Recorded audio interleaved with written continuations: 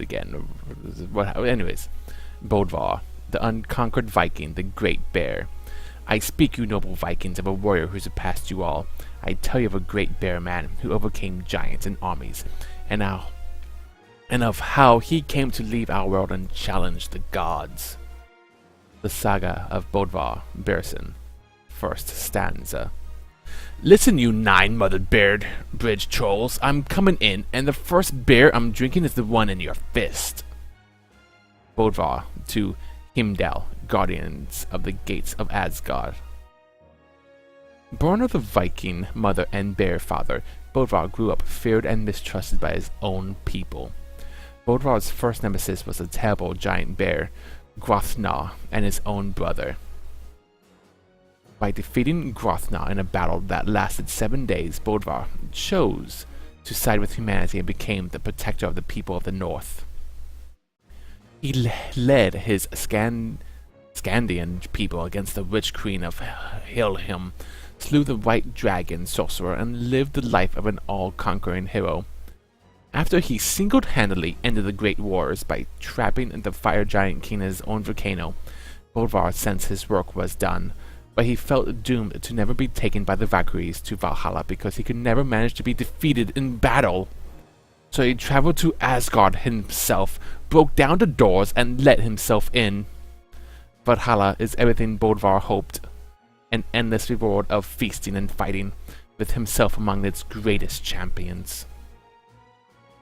Wow, yeah, that's crazy. Bodvar's mom and a bear. That's it's a little too much, guys. A little too much. Cassidy, the Marshal of the Old West. Reward $5,000 for the capture, dead or alive, of an ex-U.S. Marshal, Cassidy Miller. I did not know fucking Cassidy had a last name called Miller.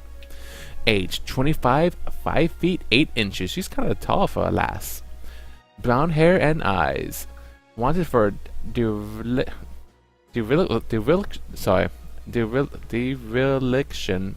of duty, harboring a fugitive safe, aiding a known criminal, and attempted murder. Known companions include a giant cougar, a 20-foot lumberjack, and a Cherokee ghost. Armed and extremely dangerous. The poster in Nebraska Territory in 1853.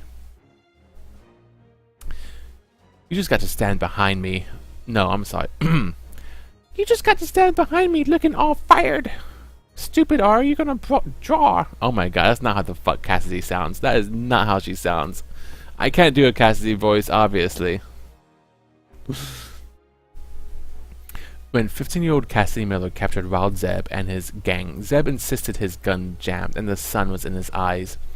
But outlaws soon changed their tune, and 5 years later, Bloody Cal Johnson bragged from prison that Utah had been first to call in the greatest marshal, Cassidy, just to bring him down.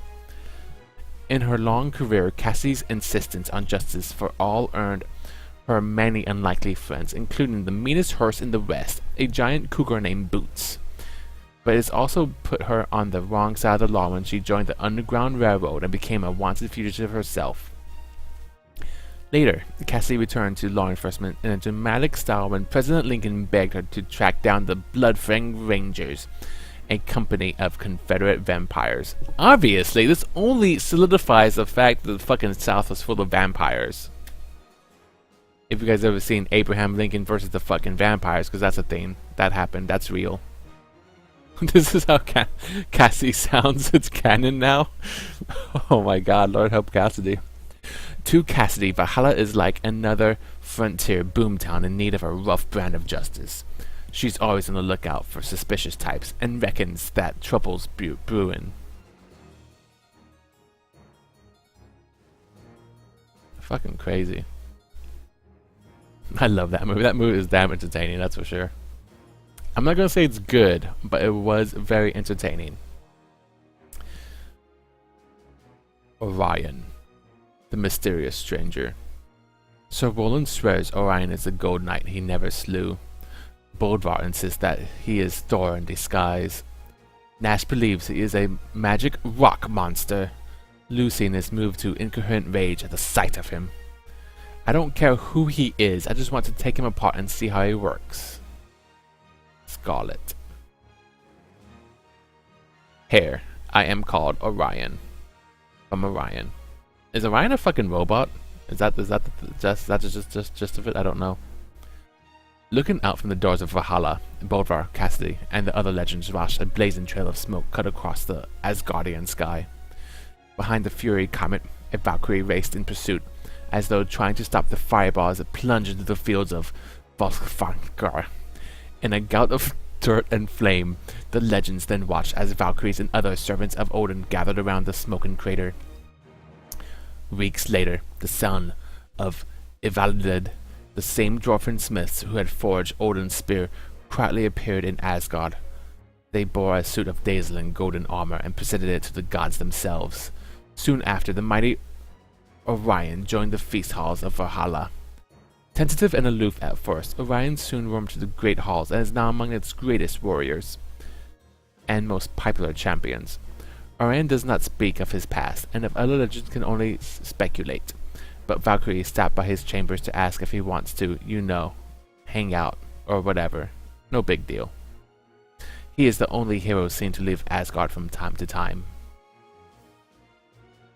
Lord Vrax. The Despotic. Lord Vrax, we adore thee, so strong and smart and great. Don't shoot or fly or jail us, don't crush or emulate. Don't chop us into pieces, don't throw us into the bay. We are loyal, true and faithful. You're looking great today, O Lord Vrax. The 241st stanza of the Vraxian Imperial Anthem. 241 fucking stanzas? That's a lot. Now, Lance Star Champion, I've beaten you at laser sword dueling, just as I've beaten you at everything else, but I will keep you alive long enough to witness my final victory. Lord Vrax. Vrax's father was Governor Tyrant of the ice planet Watercar 9, and young Vrax spent his childhood like most Zaktari noble spawns in a vat. As a candidate pilot of the Zaktar Academy for conquest and subjugation, he excelled in space dogfighting, space fighting, judging the weak, and planetary emulation, whatever. As a young warlord, Vrax destroyed Rodkad for harboring his childhood piano teacher, and soon built an impressive empire through fear, intimidation, brilliant space combat, and fear. Did he mention fear? Because that's a thing. However, Vrax's extraordinary military prowess was always undermined by overconfidence, grandstanding, gloating, underworkable revenge plots, and general self-indulgence. He destroyed one planet because he didn't like the color of their beaches, and disintegrated so many ill-performing generals that the rank lieutenant colonel became known as the sweet spot. In Brawlhalla, Vrax's naked ambition and unremitting scheming is reassuringly constant. He is contemplous of the heroes who are not royalty, and only Nai, Bolvar, Hitori, and Orion are worthy of direct address. Vrax's most prized possession is everything he owns, so no touching. That's right, guys, touching is off limits. BT dubs, in case you didn't know and you wanted to touch, don't. Because he's into emulation.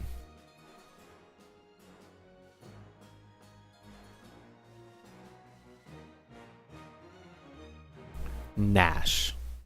The real hero amongst heroes. The real crazy guy, actually. Nash, the first real man. Archaeological and DNA evidence both points to the existence of a single super hunter, one extraordinary individual whose dynamic life corresponds exactly with the time and place in human history that Homo sapiens avoided extinction and catapulted forward. American Journal of Prehistoric Studies. Points to the sky, walks finger on palm, shows two fingers, shakes fist, points to self. Do I make myself clear? Nash. Actually, you'd probably say, do I make myself clear? Or however, people with no teeth talk. In the grim darkness before the dawn of history, Nash was raised by the harsh jungle itself. The lone hunter was called Longfang by the saber-tooths, the beasts by the human clans, and the swift death by the primordials, an ancient race of savage cannibal apes. The ruthless primordials drove humankind to the brink of extinction before Nash emerged to stalk their steps. He devised the very first plan when he drove the last of the primordials to the great crevices of the Valley of the Never-Setting Sun and trapped them there with a great avalanche.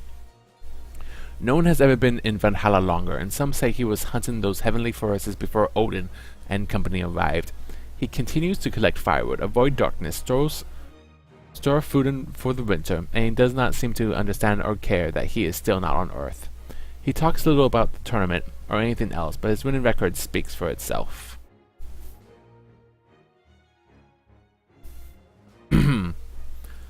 Queen Nai, the Jaguar Queen. What would she not be the Snake Queen because she has snakes everywhere, and then she has a costume of snakes in itself?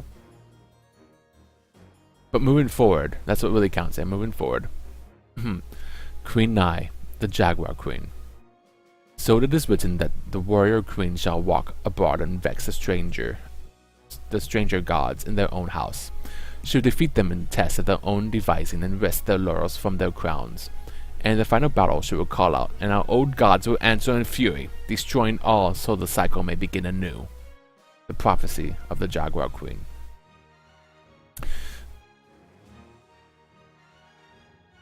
Our beliefs aren't so different. For example, your notion of Ragnaroks is roughly correct, it just lacks the bigger picture. Nigh to a confused Bordvar. I'm sorry, if that voice ever talked to me, I'll be fucking confused too. Hundreds of years in war plagued had reduced the once mighty empire of the Jaguar Kingdom to a shadow of its former glory. Neither the brilliant battlefield victories nor the cunning sorcery of the great Queen Nai could stem the tide of decline of her people of her gods, a once great pantheon now faded to near extinction. Seeing that her civilization doom was sealed, Nai made a plan. She cast a spell drawn onto herself as essence of the 11 surviving gods of the Jaguar Kingdom, and when during the battle of Ixcocala, a Valkyrie offered Nai a place in Valhalla, she accepted, carrying Zanlukulati the Coactol and Abba the Snake, and 9 other alien gods with her to the great halls. In Brawlhalla, Nai is a consummate warrior and has grown to love the place, yet she has never loses sight of her purpose. Her victories nourish the gods of her people, and little by little they recover. Nai believes Tales of Ragnarok represents Asgardians' dim understanding that creation is cynical, and that Asgard must be destroyed for the world to be renewed, and for her gods to rule once again. There are jaguars disguised as snakes. Like, everything that she does looks... I mean, not the Katars. Those look like more like eagles stuff. Her skins, her attacks, they're all snakes. I agree with you, Exo. I agree with you completely. Everything else, I don't even know where the fuck like they're getting it from. But it's their story to tell. I'm just here to read it. Hitori, the demon bride. The night is freezing. I sense the spirit being nearer. It's getting colder still. Number 761 of Sokan's 1000th verse of the Demon Hitori. The night is freezing. I sense the spirit bearer nearing. Wait, hold on. I sense the spirit bearer nearing. I sense the spirit bearer nearing. That's 8. I thought it was like 575 for Haku. It gets colder still. As amazing Haku if it's 585. I could be wrong. I'm not a Haku expert. A half-demon ninja who sold her soul to the devil? What's that? Frankly, what? Well, that's one frankly rather negative way of looking at it. Hitori. Young Hitori was so gifted with the sword that the Emperor offered a prize for 1,000 horses to anyone who could defeat her. For years, new warriors came to court every day, only to be defeated. But on the day,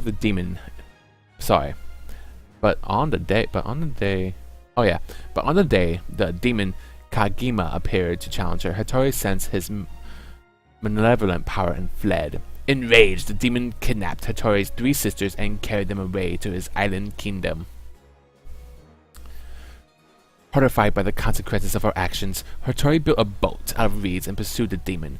She was lost at sea until a stork lord showed her the passage between the twilight and the night of the demon's realm. There, Hitori found a bizarre world of talking stones, 8-armed ferrymen, and the city of the Onyx Castle, and she met Kagami's own brother, who offered to give Hitori his strength to defeat his brother in return for her hand in marriage. True to his word, the demon exchanged his own blood with Hitori's, and Hitori slew Kagama, I think it's Kagima, and freed her sisters.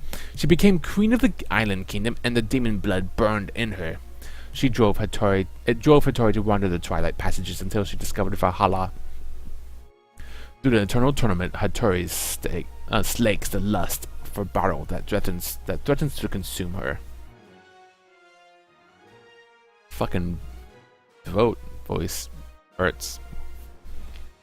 Sir Roland.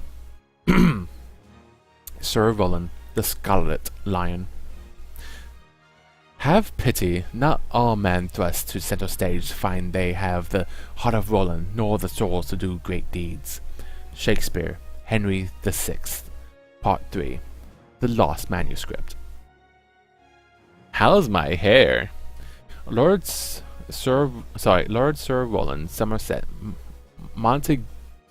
Montgomery, Duke of the 3 Isles, Lord of Havershot, Slayer of the Bedless Dragon, Protector of the Ilithians, Victor of the Siege of Augsburg, Haver of the Great Beard, Defender of the Danes, Conqueror of the Girondians, Prince of the Glorious Summer of 14, Knight of the Order of the Exalted Lions, Honorary Abbot of the Canterbury Cathedral, Champions of the City of Bath, Marshal of the East Lands, Knight of the Crimson's Buckle, and Admiral of the Northern Seas, etc., etc.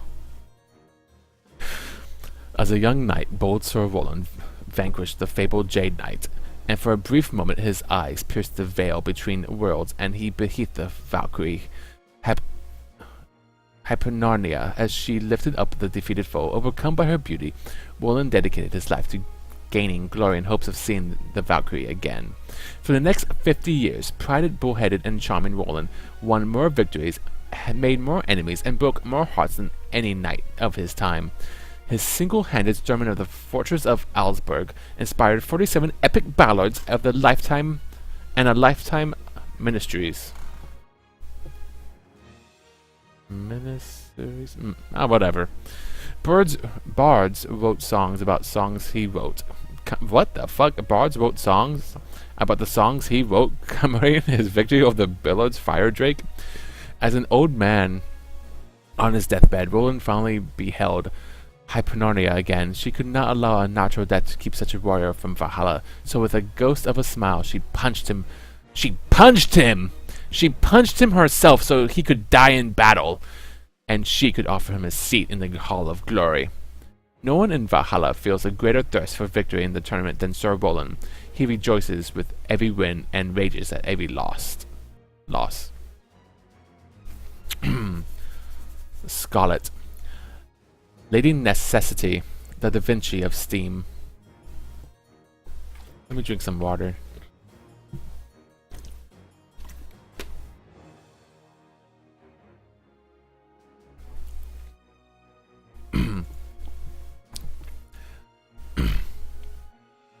Scarlet Dashwood is the inventor of the steam dirigible, the Aether Oculoscope, the undersea bathydrome, the electric light bulb, the rocket lance, the first practical space travel, and the first predictable time travel. Encyclopedia Omnibus 1889 edition. Ignore the pterodactyls! Get me on the Zeppelin! Scarlet to her air skiff pilot, Second Battle of the Andes. Scarlet Dashwood is the youngest person ever elected to the Royal Society and the only female boxing champion in England. On an expedition to the remote Andes, searching for the source of the mysterious aether flux, she discovered a lost world of dinosaurs, but was betrayed by her partner, the most beloved scientist of the age, Baron von Evelstein. With a last name like Stein, one can only imagine what you're up to. The Baron stole her inventions, framed Scarlet for his supposed murder, and vanished. 10 years later, the Baron emerged from the Lost Worlds at the head of a vast armada of airships and dinosaur-riding ape warriors. One after another, the armies of the world fell before the Baron high-tech aether weapons until Scarlet and her royal airship. The fuck is this fucking lore? Got fucking dinosaurs and apes?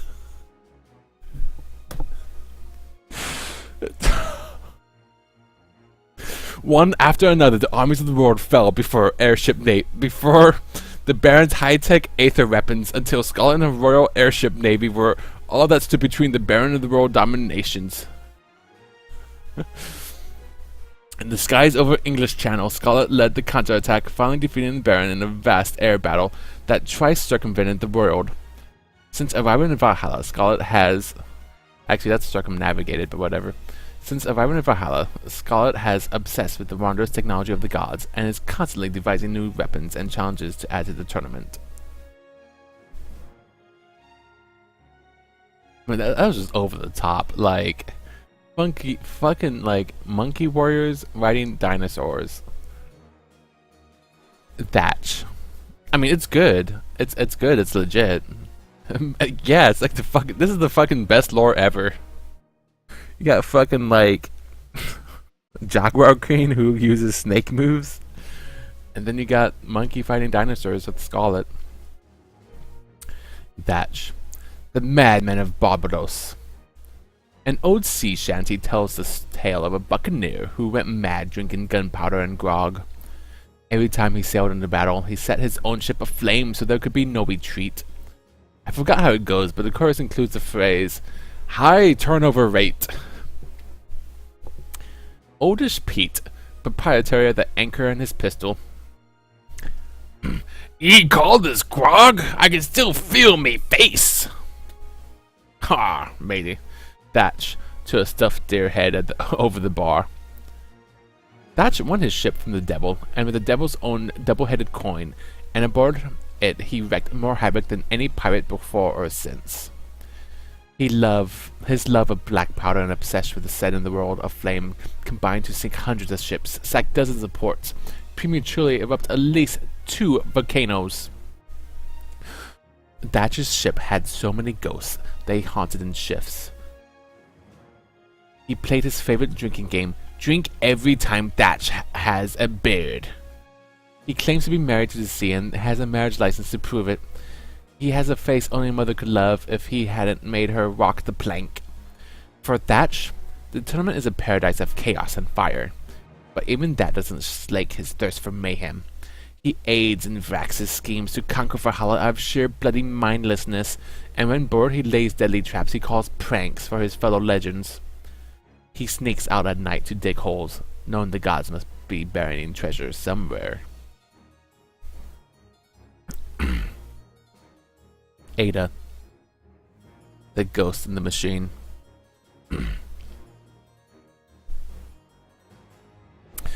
Target Ada is confirmed. Suspect is armed and located in the rear of the 6th floor. On the roof. Twice in the 3rd floor. All units, surveillance protocols are compromised. Ignore radio communications. Set aim augmentation to manual. Disregard. Blah, blah. On site. Blah, blah. Incoming. Blah, down. Blah.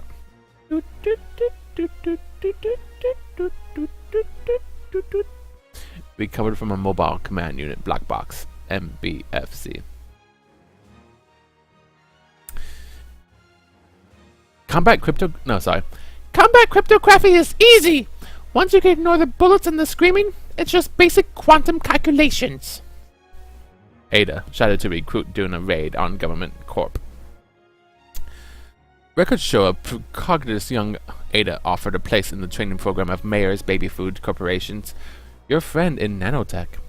After that, no official records of Ada exist apart from the experimental group.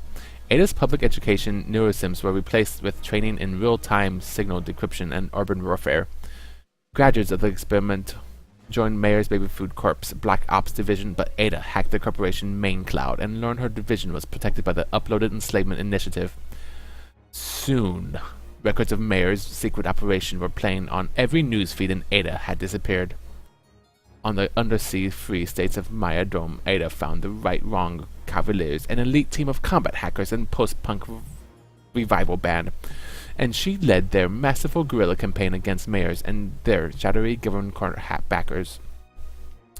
She's pretty sure Brawlhalla is all some sort of computer sim, but until she can find a way out, she's playing to win. But what the fuck is my title? Playing with a new patch? You know what? Yeah. Good call, Zach. Zach Attack, that's why I'm glad you're here, man. You can keep me on the straight and narrow.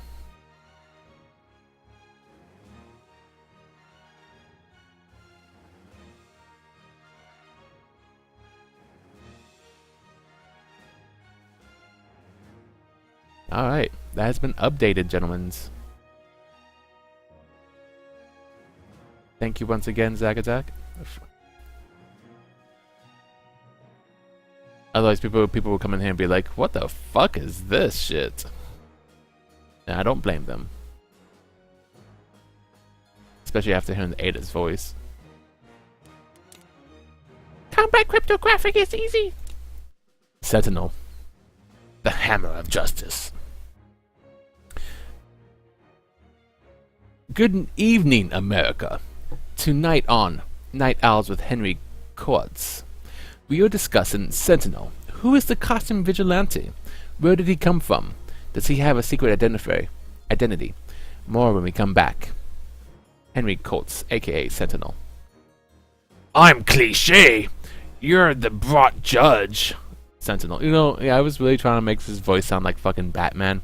Like, I'm cliche. No, he's like, Batman's like, I'm Batman. I'm cliche. You're the bot judge. Sentinel. Fucking worst Batman ever. Few would ever know that Henry Coates, renowned physicist, all-star running back, and beloved host of the talk show Night Owls, was also Sentinel, the first and greatest costume superhero in America.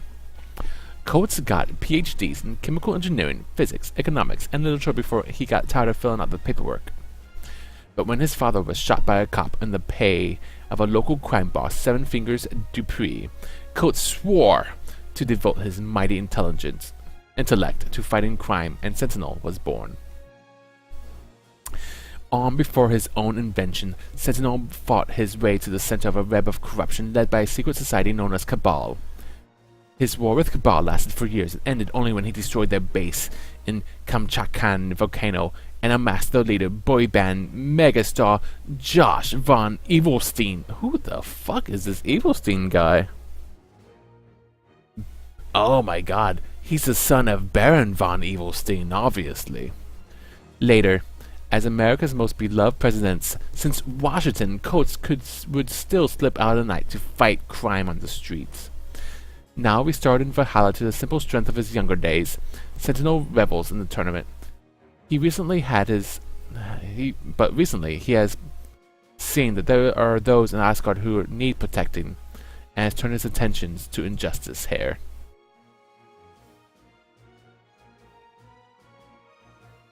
Sentinel equals Barack Obama. Oh my god, I can't undo that. I see that now. Barack Obama supports this message. Lucien, the Highwayman.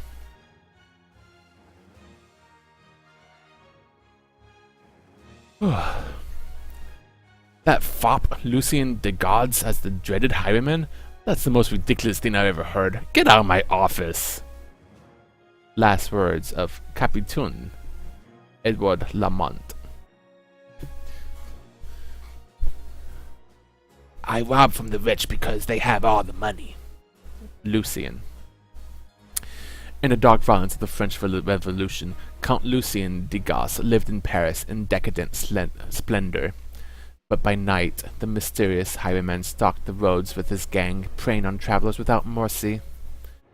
That is, until the price on his gang's head grew to 100,000 francs. Then Lucien promoted his second-in-command and turned them all in for the reward. He has always despised dividing his loot with inferiors anyways. And indeed, It was as solo artist that the Highwayman became a figure of legendary dread, relying on his own preternatural quickness, ruthless determination. He tried his hand at every sort of crime to bankroll his lavish living. Yeah, Zach, I see he's not a fucking pirate. Kidnapping, bank robbery, race fixing, art forgery, horse assassinations, nothing was beneath Lucian. He wreaked havoc until his name became synonymous with avarice and violence. In Brawlhalla, Lucian continues to scheme for gold and power. He knows the tournament is his surest way to gain influence here, and he'll resort to any means necessary to win. And then, finally, Teros. Teros, the Minotaur.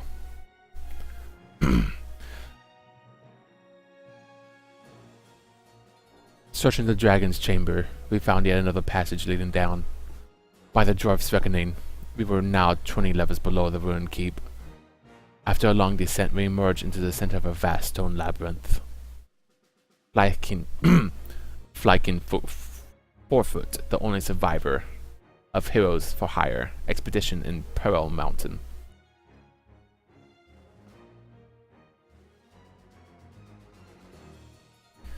I hate adventurers. Always so sure, like they have a magic spell that can tell good from evil, right from wrong. Teros. The orphan boy calf Teros relied on his terrible visage and instinct for sudden violence to survive on the streets of Dragonport. He got by on his stone he got by as a stone carrier and adept collector until he found in the gladiator pits his true calling in reckless combat. He thrived in the ring, crushing cleverer foes with implacable fury and animal wile. In the end, he could only be pitted against the rare ogre giant, and he moved on to a life of wandering. For a time, he carved out a place in the Fangwith forest, shouldering aside a reverend and a hobgoblin clan. Later, he fell in with the Iron Legion, turning the tide of battle of Orc Pass for the Zombie Lord. His tenure as Wizard's henchman ended typically with the evil mage shrieking to him, "Finish him!" while fleeing through a magic portal. He lived for, I'm pretty sure the fucking wizard was called Wizard Bon Evilstein. He lived for a while deep in Peril Mountain, where he found a strange comfort in the maze of abandoned tunnels. In Brawlhalla, Teros is indifferent to the rules or intent of the tournament, but takes savage joys in the battle. His nightly visits to the Mid-Hall is heralded by throngs of fleeing Valhallians. And I am done. I am done reading this lovely lore of the legends. I hope I never have to do that again.